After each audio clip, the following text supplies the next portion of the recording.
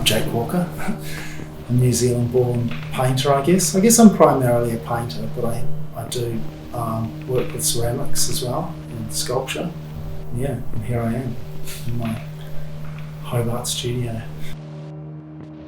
Well, I've got, I guess, 2 pieces in the show, although one of the pieces is made up of 10. I think there's 10 pieces in it now. There were 8 when the show started, and I brought another couple in, because a couple of ceramic keys that I've been making.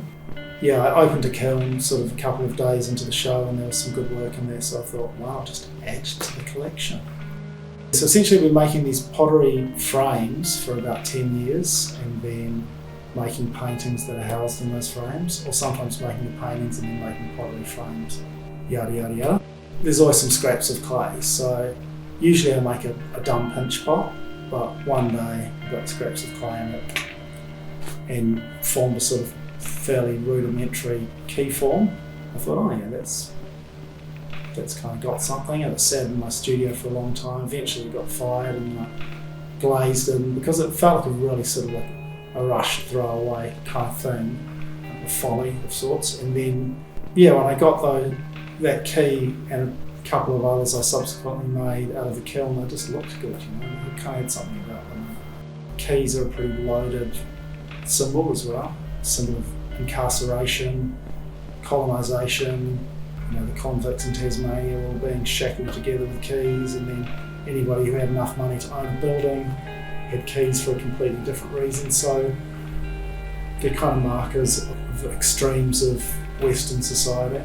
I was interested in skeleton keys as a kid, you know, the concept that there was this key that could get into anything. You know, I wasn't like a budding cat burglar or anything, but I just liked the idea of being able to get into any lock with a special key. So I looked at what skeleton keys actually are, and they're basically keys with most of the little bits and pieces removed from them, so they're more universal. So the painting that's in the show is sort of an orange monochrome. And it's called George and Paws because we adopted a cat called George, and when I was making that particular frame, he leapt up on the bench and got his claws stuck into it and sort of bent it all backwards. And I really regret not leaving exactly as the cat had intended. I folded it back, which was a huge mistake. But you can still see his claw marks. But then the pressure to make the painting was immense, because I know that I have to look at it. So. You have to kind of like live up to the cat's sort of... The cat's vision for the work, yeah, that's right. Whatever it was. I don't know.